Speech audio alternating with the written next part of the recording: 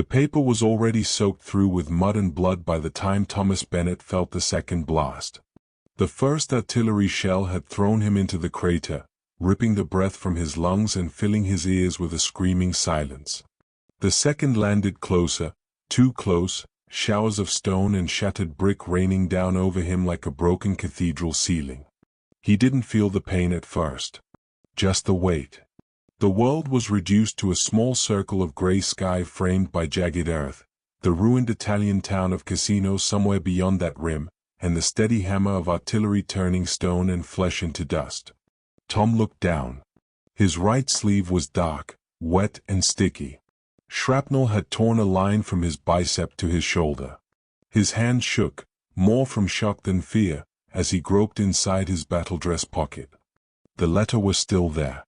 The envelope, once neat and cream, was now wrinkled and stained, the corner burned from some earlier explosion. Across the front, in looping script, his name, PTE. Thomas Bennett. And below that, in a softer line that only he knew was there, 3 tiny words Ellie had started to write and then scratched out so lightly you could only see them if you knew to look. Come home soon. Another blast thumped nearby. Dirt slid into the crater. Someone screamed. Several someones. His platoon was somewhere up there, pinned in the ruined streets below the monastery. The air smelled of cordite, damp stone, and the copper tang of spilled blood. Bennett, a voice yelled from above, somewhere to his left. Tom, you still breathing down there? It was Corporal Harris. Tom tried to answer but coughed instead, the taste of dust and metal filling his mouth. I'm here, he forced out, his voice raw. I'm here. He craned his neck. Just over the lip of the crater he could see movement. British helmets, hunched figures in khaki scrambling from doorway to doorway, the distant flash of machine gun fire up the hillside. The monastery on the ridge loomed as a shattered silhouette through the smoke, the sky behind it a dirty white. Another scream cut through the barrage. Tom's gaze snapped right. At the far edge of the crater lay Davies, the youngest lad in the platoon, his face gray, one leg twisted at a wrong angle, fingers clutching at his stomach. Tom, I can't move, Davies gasped. Tom's heart hammered. The medics were nowhere. The German guns were still working them over. Every instinct screamed at him to stay down, to keep his head below the lip of the crater, to cling to the little circle of sky above him and the crumpled letter in his fist. But Davies was only 19. Barely had a beard. Talked endlessly about the girl waiting for him back in Swansea, the ring he'd bought on credit, the house they'd have when this was all over, if it was ever over. Tom looked at the letter. Ellie's letter. The one he'd been saving for a quiet moment, a moment that stubbornly refused to exist in this war. His thumb brushed the battered edge of the envelope like a talisman. Come home soon. Another shell screamed overhead and burst somewhere behind them. The ground shook. A rain of dust pattered down like dry rain. Tom took a breath. It hurt. He shoved the letter back into his pocket, over his heart where it always lived, and made the decision that would change everything. He pushed himself up, teeth clenched, leg muscles burning, head roaring. The world beyond the crater exploded into noise and chaos, shouting, firing, the crunch of boots over rubble. Stay down, Bennett. Harris shouted from behind a broken wall. You'll get your bloody head taken off. Tom ignored him. All he could see was Davies, writhing, trying to drag himself with blood-slick hands. Between them, 3 yards of open ground, jagged stone, and the invisible crosshairs of a machine gunner higher up the slope. Tom moved. He scrambled out of the crater, feeling suddenly naked without the earth around him. Time slowed, sound blurred into a flat ringing, his heartbeat pounding in his ears. He half ran, half stumbled toward Davies. Halfway there, he felt the impact. Not a sharp pain, more like being hit by an invisible hammer. His right side went hot, then cold. His legs faltered. He fell forward, crashing beside Davies. Tom. Davies gasped, eyes wide. No.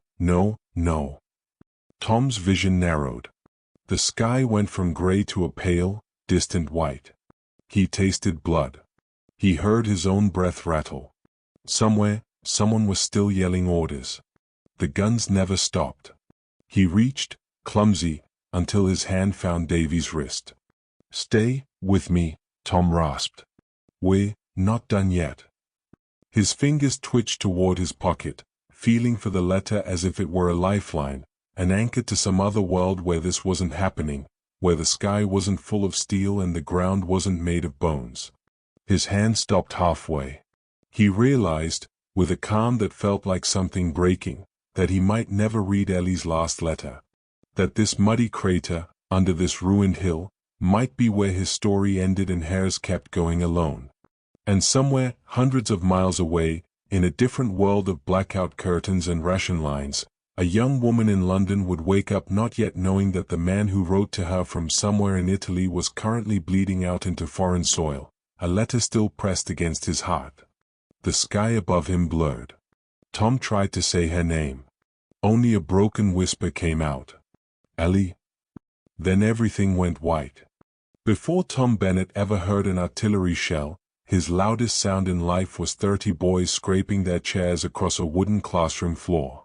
On screen, old black and white photo of an English village high street, 1930s. Fade into a classroom photo with neatly dressed school children. He'd been a school teacher in Surrey, the kind who remembered every child's name and forgot to mark half the essays because he'd spent too long writing encouragement in the margins. In the autumn of 1938, with Europe simmering and newspapers shouting about Munich and Hitler, he still believed the worst thing that could happen was the headmaster walking in during one of his impromptu history lectures. That was the autumn he met Eleanor Carter. Ellie worked at the small bookshop near the station in Guildford, a narrow place that always smelled of dust and paper and rain-soaked coats. She was 22, with ink on her fingers and stray wisps of hair that never quite stayed pinned back. She shelved books as if arranging pieces of the world in some order only she understood. The first time Tom saw her, she was standing on a ladder, sliding a book into place on the top shelf. Outside, the newspaper seller was shouting something about peace in our time. Inside, dust motes floated in a shaft of light like tiny planets. "I think you're putting the Tudors in with the Victorians," Tom said, completely uninvited. Ellie glanced down, one eyebrow raised. "And I think you're confusing history with interfering in other people's cataloging," she replied. He laughed. She didn't. Not at first.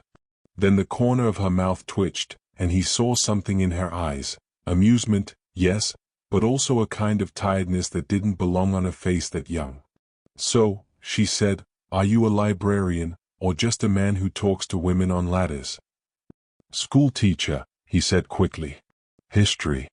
And I talk to people on ladders of all genders, I assure you." That earned a full smile. On screen, close-up photo of young couple in 1930s clothing, walking on a street, slightly blurred. In the months that followed, Tom found more and more reasons to pass by the bookshop. He'd claim he needed a new reference text or some obscure biography, but the truth was simpler. He wanted to hear Ellie talk about the world. She had opinions on everything: Chamberlain's diplomacy, the latest novel, the price of tea. She'd lost her father in the last war and her mother to illness not long after. She'd grown up with ration cards and letters bearing bad news. To Ellie, the world had always been slightly unstable, the ground never fully solid.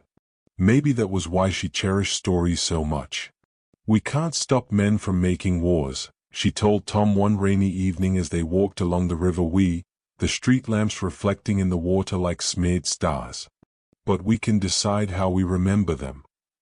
"And how do you want to remember this one?" he asked.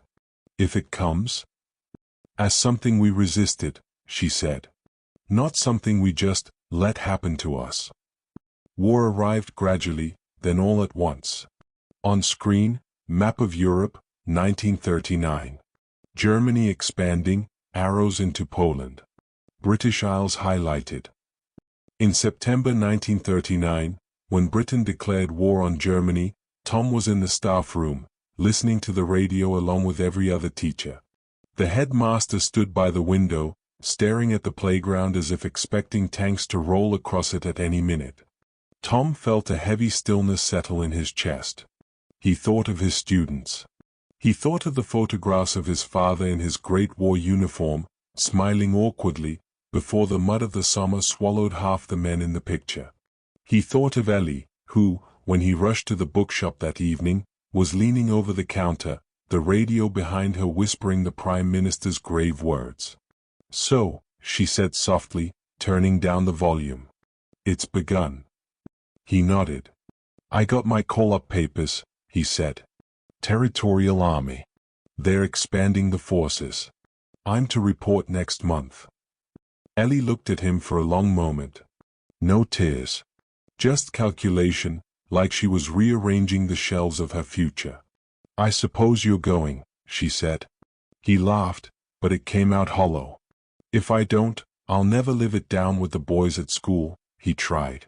"Imagine telling them about Agincourt and Trafalgar and then staying home myself." "Idiot," she said softly. He opened his mouth to protest, but she stepped around the counter and put her arms around him, pressing her forehead against his chest. "You absolute idiot," she whispered. "Promise me you'll write." "I'll write every week," he said into her hair. "You'll get sick of me." She pulled back and looked up. "No," she said. "I won't." On screen, train station photo, soldiers waving from windows, families on the platform. A month later, at the station, the platform was a blur of khaki and handkerchiefs. Tom's kit bag dug into his shoulder. His new uniform felt stiff, not yet worn into his shape. The train hissed and belched steam like some impatient beast. Ellie stood in front of him, a small brown suitcase at her feet. She'd been accepted for nurse training in London. While he went to France with the British Expeditionary Force, she'd be fighting a different war, one waged in wards and corridors. "Here," she said, pressing something into his hand. It was a notebook, small and bound in worn blue cloth. "For your letters," she said. "If you run out of paper, use this. And if you can't send them, keep writing anyway. I want to know. Even if I don't get to read it until it's over." He swallowed hard. "You'll write too?" he asked. "Try and stop me," she said. The whistle blew. He kissed her then, quickly, clumsily, aware of 100 other eyes and 100 other goodbyes. It wasn't cinematic or poetic. It was real, teeth clacking, noses bumping, his hat nearly falling off. When they broke apart, she was already crying, though she'd sworn she wouldn't. "Come back to me, Tom," she said. "I will," he replied, with the casual certainty of a man who still believed wars were things that happened in other people's stories. He climbed aboard the train and leaned from the window as it jolted into motion. The platform slid past, faces, hands, waving, blurring. Ellie walked alongside until she couldn't keep up, then stood still, getting smaller and smaller, one hand raised, the other pressed over her heart. That was the last time they saw each other in peacetime. The first letter arrived in late October 1939, its envelope creased, the ink slightly bled from damp. On screen, close-up of a handwritten envelope. Camera slowly pans over neat cursive. "Somewhere in France. The 27th of October 1939. My dearest Ellie. You wouldn't believe how much mud there is in this part of France. I'm starting to think the whole country is held together with it." Tom's early letters were almost cheerful. The phony war, they later called it, months of waiting, drilling, patrols, and more waiting. He wrote about the food, better than school dinners, if you can believe it, about Harris' terrible singing, about Davies trying to shave with a blunt razor and emerging looking like he'd fought a cat. He left out the cold that sank into his bones at night. He left out the way some of the older veterans stared too long at distant tree lines, the shadow of 1914 still in their eyes. Ellie's replies came from London, stamped with southeast postmarks and smelling faintly, or so Tom liked to imagine, of paper dust and soap.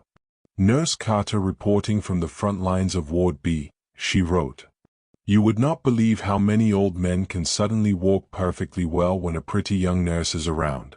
You'd think they were auditioning for some West End performance called Miraculous Recoveries of the Male Species. She told him about blackout curtains, about stumbling along darkened streets while wardens shouted at anyone who dared let a crack of light show. She described the first air raid drills, the shelters, the feeling of a city holding its breath. On screen, split screen, on left, map focusing on northern France, on right, photo of London street with blackout signs. In May 1940, the waiting ended. Germany smashed through the Low Countries and into France like a hammer through glass. The BF found itself retreating faster than anyone had planned, trying to stem a tide that didn't care about plans. Tom's letters changed. The handwriting got shakier. The jokes grew forced. We've been moving a lot, he wrote in late May. They say we're making a tactical withdrawal. That's a fancy way of saying the other side is running faster than we are. Don't worry, we're fine, just tired. Tell me something ordinary about home. Tell me someone bought the wrong ticket and ended up in Aberdeen by mistake. I need to remember that the world is still making silly mistakes. Then, for a while, no letters came at all. Ellie learned about Dunkirk from the radio and from the faces of the men who staggered back through London, hollow-eyed, exhausted, carrying sand where luggage ought to be. Rumors spread faster than facts. Whole units lost. Beaches choked with bodies. Ships sunk within sight of land. For 3 weeks, Ellie went about her duties on autopilot, moving from bed to bed, changing dressings, checking pulses, listening to older nurses mutter about another bloody war, another bloody mess of young lads. At night, in the narrow bed of the nurse's home, she lay awake staring at the ceiling, listening to distant sirens and closer snores. Her hands ached from work. Her chest ached from not knowing. Then, one evening in June, as she finished a shift, the matron called her over. Miss Carter. Post for you. The envelope bore foreign stamps and the now familiar scroll. Her hands shook as she tore it open. Somewhere in England. The 5th of June 1940. Ellie? Well, that was a holiday I won't be taking again. They'll tell you the official version on the wireless, the miracle of Dunkirk and all that. What they won't tell you is how small a man feels standing on a beach watching the sky, wondering which shape in the clouds is the one that will drop something with your name on it. We queued for boats like it was Blackpool in August, except Jerry kept trying to blow up the pier. We got out. Not all of us. Harris says we're either incredibly lucky or incredibly stubborn. Maybe both. I'm all right. A bit singed around the edges. Lost my greatcoat and most of my dignity in the surf. I kept the notebook, though. Your notebook. It was in my inside pocket the whole time. So you see, you were with me on that beach. She sank onto a bench in the corridor and cried, shoulders shaking, the letter pressed to her face. Not because it was romantic or poetic. Because it was proof he was still alive. On screen, archival-style photo of Dunkirk beaches, then hospitals in Britain. As the war ground on, their correspondence became a lifeline, a thread connecting 2 different wars. Tom went from retraining in Britain to North Africa with the 8th Army, swapping French mud for desert sand. His letters smelled of dust and petrol and sometimes were scribbled in pencil when ink ran out.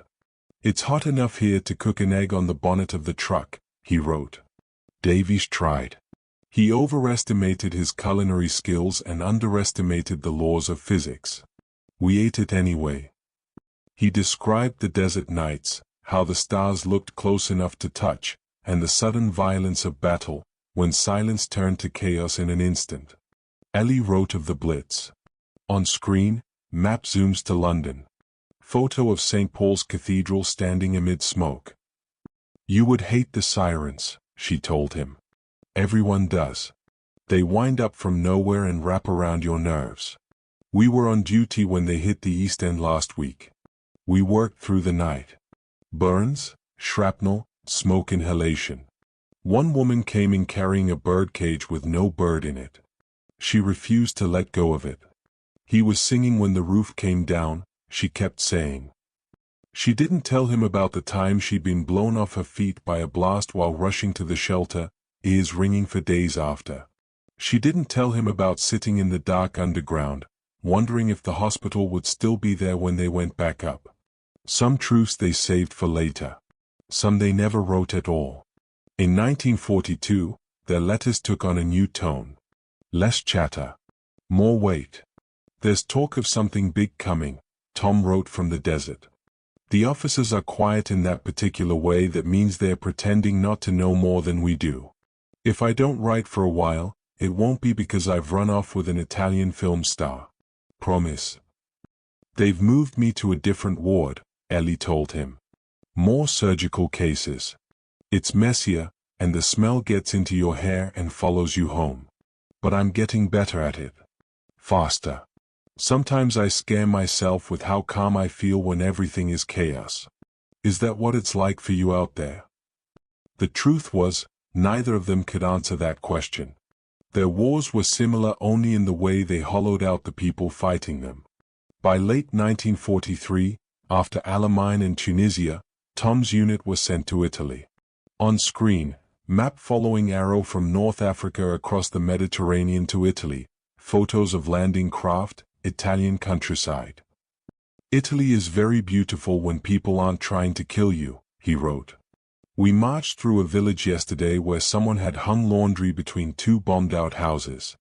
White sheets flapping above rubble. I thought of your washing line behind your old house, the one I nearly walked into the first time you invited me to dinner. Remember? You laughed for a week. Ellie smiled at that memory in a canteen full of tired nurses. For a moment, the stale tea and tired eyes faded, replaced by the feel of summer grass under bare feet and Tom pretending he'd meant to wrap himself in a bedsheet all along.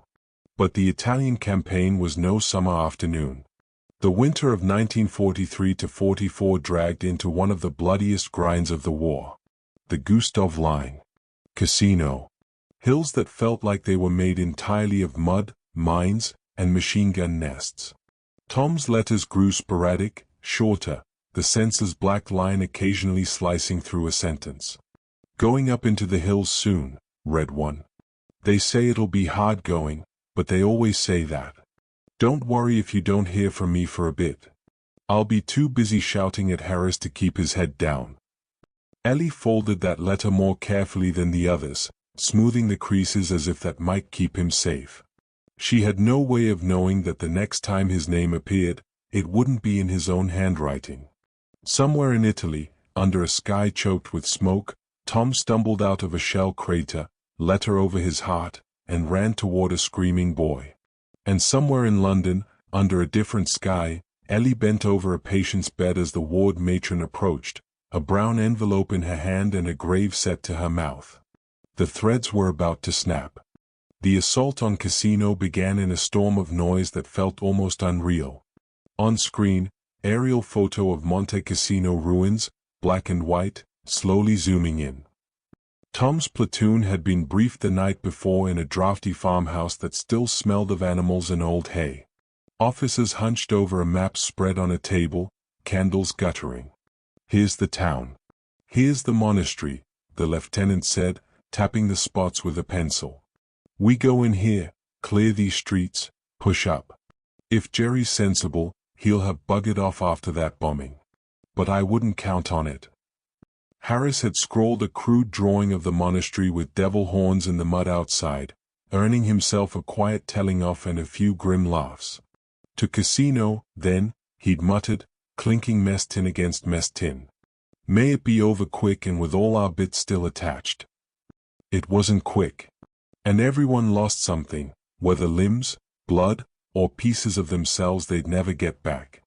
By dawn, the town was already a ruined maze.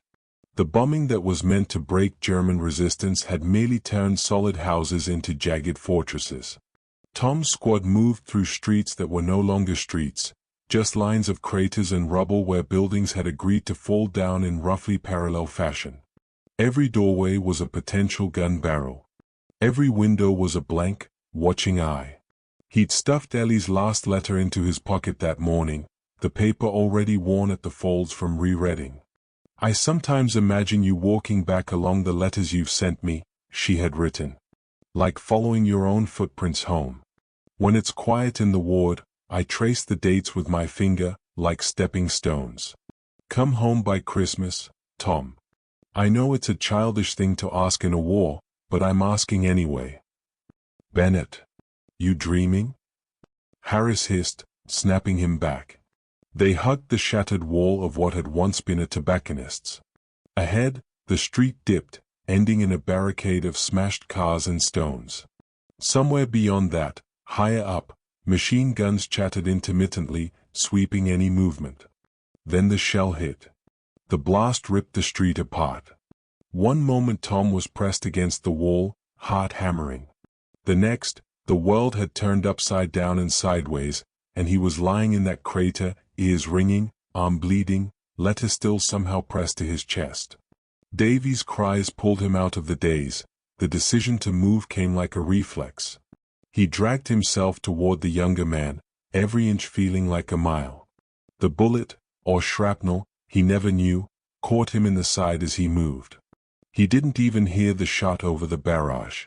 He just felt a brutal impact, then sudden wetness and the strange disconnection of realizing that yes, he'd been hit, and yes, his body was already starting to shut down parts of itself without consulting him. He fell beside Davies, vision narrowing. "Tom. Tom, stay with me." Davies sobbed, blood bubbling at his lips. Tom tried to answer and tasted copper. Above them, the fight went on. British soldiers yelled, some in anger, some in pain. The German guns raked the street again. Someone shouted for a medic, someone else screamed that the medic was down. And in the middle of that chaos, two young men lay in a hole in the ground, each clinging to life and to someone far away who might never know exactly how this moment felt. Tom's fingers found the edge of his pocket again. He dragged out the letter. It was smeared brown and red now, words blurred, edges torn, but Ellie's handwriting was still visible in places. The last line, "Come home by Christmas," was half obliterated by his own blood. He laughed, a rough, choked sound. "Sorry, love," he whispered, though he didn't know if any sound came out. "Might be late." Another figure slid into the crater, a blur of khaki and mud. "Jesus, you two look a state," Harris panted. His face was streaked with grime, a cut over his eye leaking into his eyebrow. "Tom, can you hear me?" Tom blinked up at him. The world was going fuzzy at the edges. "Don't you bloody dare," Harris growled. "You're not getting out of latrine duty that easy." He ripped open Tom's tunic, swore at what he saw, then pressed his hands hard against the wound. Tom arched in pain, the world going white, the letter slipping from his fingers. Harris grabbed it on reflex to get it out of the blood. "Always the romantic," he muttered, shoving it back into Tom's pocket, higher up, near the shoulder strap. "All right. Medics are coming. You hang on. That girl of yours will kill me if you die on my watch." Tom tried to smile, or maybe he only imagined it. The last thing he remembered clearly was the feel of hands dragging him, the sky wheeling overhead, and the blurred ruin of the monastery watching from the hill like a blind god. Then the morphine took him, and the world dissolved. In London, 3 weeks later, a different envelope arrived. On screen, close-up of War Office telegram, gloved hand holding it. Ellie was off shift, sitting in the tiny common room of the nurse's home, feet up on a battered footstool, half asleep over a book. Her hands still smelled faintly of antiseptic and carbolic. Someone had left a chipped teapot on the table, the contents long gone cold. There was a knock. "Miss Carter?" The matron stood in the doorway, lips pressed tight, a flimsy brown form in her hand. Ellie knew, before she even saw her name printed on it. Her stomach dropped. The room seemed to stretch and contract. "No," she said, shaking her head. "No, no. It's from the War Office," the matron said quietly. "You'd better sit down." Ellie didn't sit. She took the telegram with fingers that felt wooden, her vision tunneling in on the words even as the edges of the paper blurred. Regret to inform you that Pte. Thomas Bennett reported missing in action, believed wounded, during operations near Cassino, Italy. She read it twice, 3 times, as if more passes would change the letters, rearrange them into something bearable. Missing in action. Believed wounded.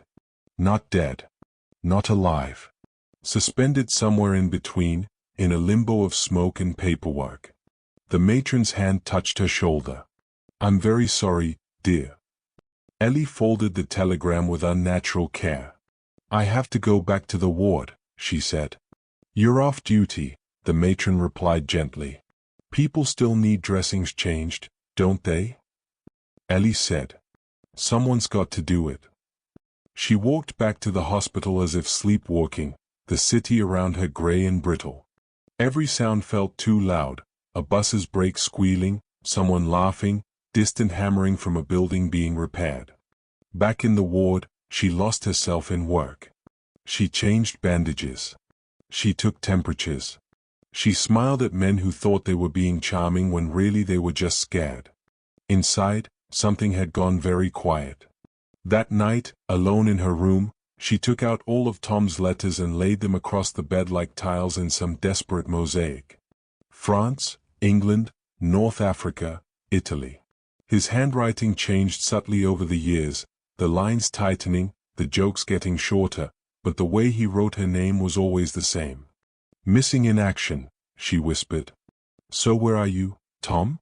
Where's the missing bit? She stared at the telegram until her eyes were raw, then picked up a pen. Her next letter was shorter than any she'd ever written to him. Somewhere in London. The 17th of March 1944. Tom. I don't know if you'll ever read this. They say you're missing, believed wounded. I choose to believe the second word, not the first. If you're lying in some field hospital or under some olive tree, you need to know that I am still here. I am still waiting. I will be waiting until someone tells me, with evidence, that I shouldn't be. And even then, I might be stubborn enough to keep waiting anyway. So here it is, I love you. I should have written those words when you left, but I thought saying them out loud would make them too fragile to survive a war. I was wrong. They seem to be the only thing that does survive. If you can, come back to me. If you can't, then remember that once, before all this, there was a man and a woman in a bookshop who managed to be happy, for a while. That's the story I'll keep. She posted it the next morning, even though she knew it might wander Europe for months, chasing a man who might no longer exist. Meanwhile, somewhere south of Rome, in a field hospital that smelled of disinfectant and sweat, Tom Bennett woke up to pain. On screen, interior of a World War II field hospital tent, rows of beds, nurses moving between them. His side felt like it had been excavated. His arm was bound. Tubes snaked from under his blankets. For a moment, he couldn't remember where he was, or who. Then he saw the nurse. She wasn't Ellie. His brain knew that. But she had the same serious eyes, the same tired crease across the forehead. You're awake, she said in accented English. Good. We wondered. Where? He rasped. Italy, she said. Near Cassino. You've been here, some time. Bullet. Infection. Fever. You tried to die twice. We didn't let you. Tom blinked. Everything felt slow. My unit, he managed. Some went on. Some did not. She shrugged in that resigned way people at war did when speaking of death. You can ask when you are stronger. He reached for his pocket automatically, for the letter. The nurse noticed. Ah, she said, and reached to the bedside table. There, carefully smoothed and wrapped in a bit of clean cloth, lay Ellie's letter. Blood-stained, torn, but intact enough. It was in your jacket, the nurse said. We thought, maybe important. Tom's throat tightened. He couldn't read it yet, his vision still swimming, but just seeing her handwriting felt like someone had put a floor under him. "Ellie," he whispered. "Yes," the nurse said softly. "Ellie, you should tell her some Italian nurses saved her boyfriend's very stupid life." "Yes," the nurse said softly. "Ellie, you should tell her some Italian nurses saved her boyfriend's very stupid life." It would be many weeks before he could sit up, many more before he could walk without feeling like someone had replaced his lungs with sand. By the time news filtered back through channels and records and offices, and the War Office decided that missing should be updated to wounded, recovering, Ellie had got used to living with a ghost. When the second telegram came, she refused to open it at first, staring at it like it might bite. Only when her friend at the hospital, another nurse, threatened to open it for her did she crack the seal. Further to our previous communication, pleased to inform you that Pte. Thomas Bennett has been located alive, currently hospitalized with wounds received in action. The paper wobbled in her hands. Alive. Not whole. Not back. But alive. She laughed then, a strange, cracked sound that turned into sobbing, right there in the corridor, while doctors stepped around her in confusion. "He's alive," she whispered to no one in particular. "The idiot's alive." And somewhere in Italy, Tom sat in a canvas chair outside the hospital tent, pale and thin, watching the sunset over hills that had tried their best to kill him, Ellie's letter in his lap, reading the words she'd written while the world had assumed him dead. "I love you." He touched the dried blood stain on the page. "Guess we're both stuck with each other, then," he murmured. Tom came home in late 1945, months after the war in Europe had officially wheezed to an exhausted halt. On screen, newsreel-style footage of London crowds on VE Day, then fade to a quieter station platform. Demobilization was a bureaucratic, anticlimactic business. Men who had seen more than any civilian would ever understand stood in queues, filled in forms, turned in rifles, and tried to remember what life had been like without someone shouting orders at them. Tom's journey back to England was a blur of train carriages, troopships, and dull waiting rooms. His side ached when the weather turned damp. His right arm didn't quite lift the way it used to. He carried fewer things and more memories. In his kit, wrapped carefully in his spare shirt, were the letters. Dozens of them. Some creased, some stained, some folded so many times the paper had gone soft. His words to her were scattered in archives, burnt in bombings, lost to the sea. But hers to him had survived, tucked into pockets and under pillows, carried across continents. He arrived at Waterloo Station with thousands of others, but the noise felt muffled, like hearing through cotton. He stepped onto the platform, his demob suit hanging a little loose on his frame, his hat slightly crooked. For a moment, he thought she might not be there. That would be fair. Reasonable, even. People moved on. People fell in love, and out of it, under pressures and absences that no one planned for. Then he saw her. Ellie stood near the end of the platform, between a pillar and a vending machine, wearing a plain coat and a hat that didn't quite suit her. Her hair was shorter now, more practical. There were lines at the corners of her eyes that hadn't been there before. She looked older. So did he. For a second, they just stared at each other across the crowd. Then she started walking. So did he. They met halfway, like something from one of the cheap romance novels she used to mock but secretly enjoy. He hesitated, suddenly unsure, should he shake her hand? Hug her? How did you greet someone who had written you back from the edge of death? She solved it by punching him lightly in the chest. "That's for the telegram," she said, eyes bright with unshed tears. "You utter bastard." He laughed, the sound rough and shaky. "Good to see you too," he said. Then she threw her arms around him, and he realized there was no adequate way to describe the feeling of finding someone you had feared you'd lost to history. For a moment, the station noise faded. It was just the smell of her hair, the warmth of her against him, the familiar rise and fall of her breath. "You came back," she murmured into his shoulder. "Late, as usual," he replied. She leaned back to look up at him. "You look dreadful," she said. "You look beautiful," he answered. And that was that. On screen, photo of a young post-war couple on a London street, holding hands. They didn't get married straight away. Life after war was not a sudden jump cut to happiness. It was a slow reconstruction, of cities, of routines, of selves. Tom went back to teaching, standing in front of classrooms full of boys who had spent their childhoods under sirens and searchlights. He taught them dates and battles and treaties, but more than that, he tried to teach them about the people behind the maps. He never glorified it.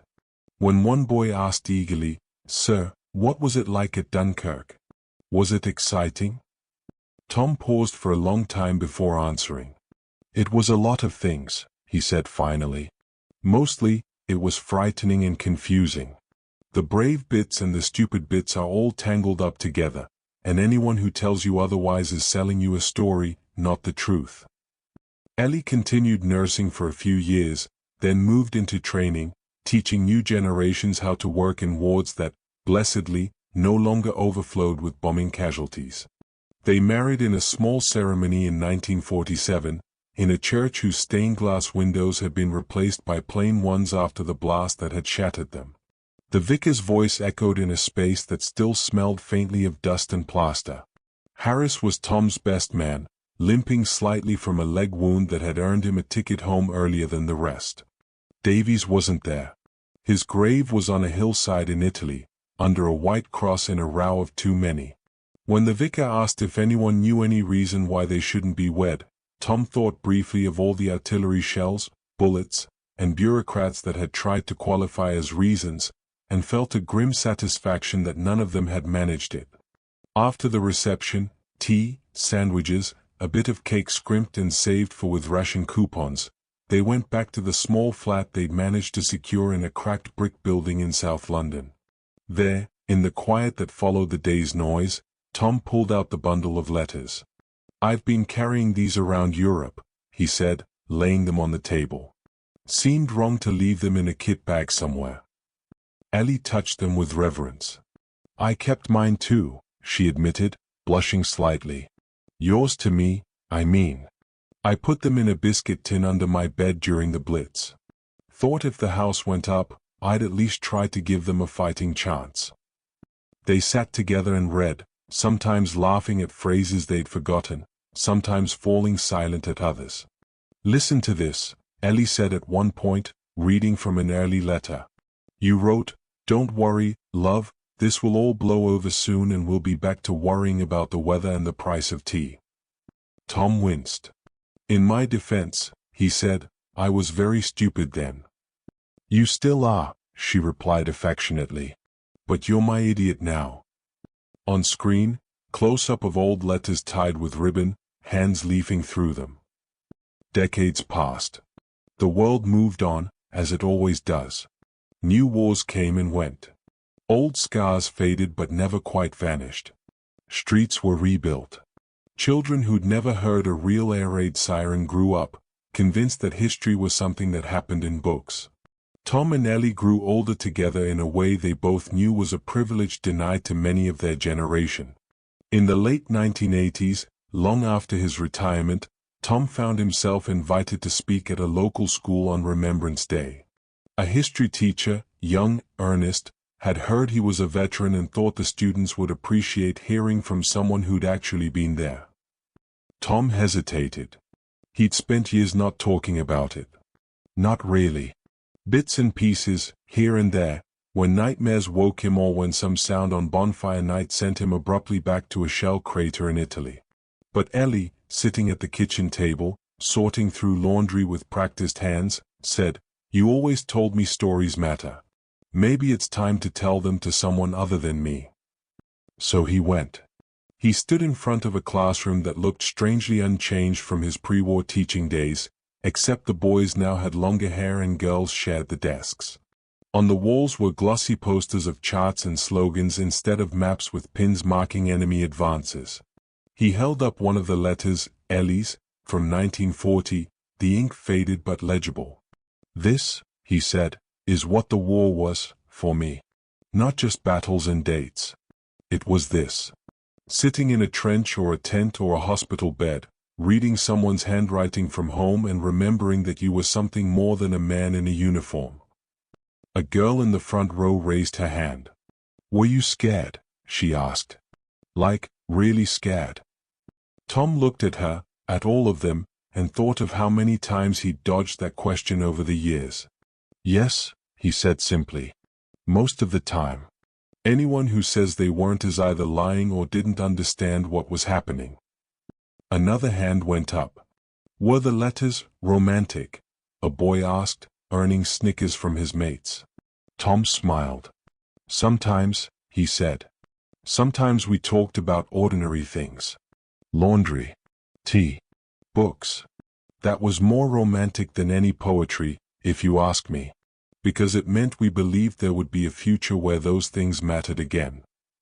When he came home that afternoon, he found Ellie in the sitting room, knitting while the television muttered quietly. "How did it go?" she asked. "They didn't fall asleep," he said. "Which is something." He sat beside her. "Do you ever regret it?" he asked suddenly. "All those years, all those letters? Would you have preferred I stayed, if I could have somehow?" She considered this carefully, the way she always did. "I regret the war," she said. "I regret the lives it took. I regret the pieces it took out of you." She touched the scar visible above his collar. "But the letters? No. They were the bridge between two people trying not to be broken by something bigger than both of them." She put down her knitting and took his hand. "If you hadn't gone," she added softly, "you wouldn't be you. And I happen to be very fond of you, as you are." On screen, older couple sitting together on a sofa, holding hands, faded framed photographs behind them. Years later still, after Ellie's hands grew too unsteady to write and Tom's eyesight too poor to read the fine print, their granddaughter sorted through a box in their attic. Inside, she found bundles of letters tied with ribbon, yellowed at the edges, stamped with places she'd only heard about in documentaries: France, Egypt, Italy, London, Surrey, somewhere in Kent. "Granddad," she said that evening, sitting at the kitchen table, "what are these?" Tom looked at the box and smiled, lines deepening around his mouth. "Those," he said, "are how your grandmother and I survived the Second World War." His granddaughter frowned. "I thought the soldiers and the nurses did that," she said. "They did," he replied. "But so did people holding on to each other any way they could. Ink and paper can be a powerful thing." "Can I read them?" she asked. He hesitated, then nodded. "Some of them," he said. "The rest are mine and your grand's. Two frightened young idiots saying things that would make you roll your eyes." Later, alone, he went through the letters once more. He paused at the one Ellie had written after the missing in action telegram, the one stained with his blood. The letters were still just legible. "I should have told you I loved you sooner," she'd written. He touched the words with a trembling finger. "You told me exactly when I needed to hear it," he whispered to the empty room. On screen, close-up of a wrinkled hand holding a faded letter, slow pull back to reveal an old man at a table surrounded by photos. In the end, when Tom died, the letters were still there, boxed and labeled in Ellie's tidy handwriting, front and home. At her request, they weren't buried with him. They were kept, instead, passed down, not as relics of glory, but as a record of what it meant to love someone in a time when death was cheap and seconds counted. Sometimes, on quiet evenings, their granddaughter, now grown, now a historian herself, would take out one or two, put on her glasses, and read. She'd hear the voices of a young school teacher and a bookshop clerk who became a nurse, reaching across years and wars, across mud and fire and ward corridors, stitching their lives together letter by letter. And somewhere, in a small bookshop that no longer existed except in memory, a man would look up at a woman on a ladder and say, "I think you're putting the Tudors in with the Victorians," and a story would begin. Not with a bang. Not with a battle. But with words on paper, and the stubborn belief that even in the darkest times, someone, somewhere, was waiting to read them.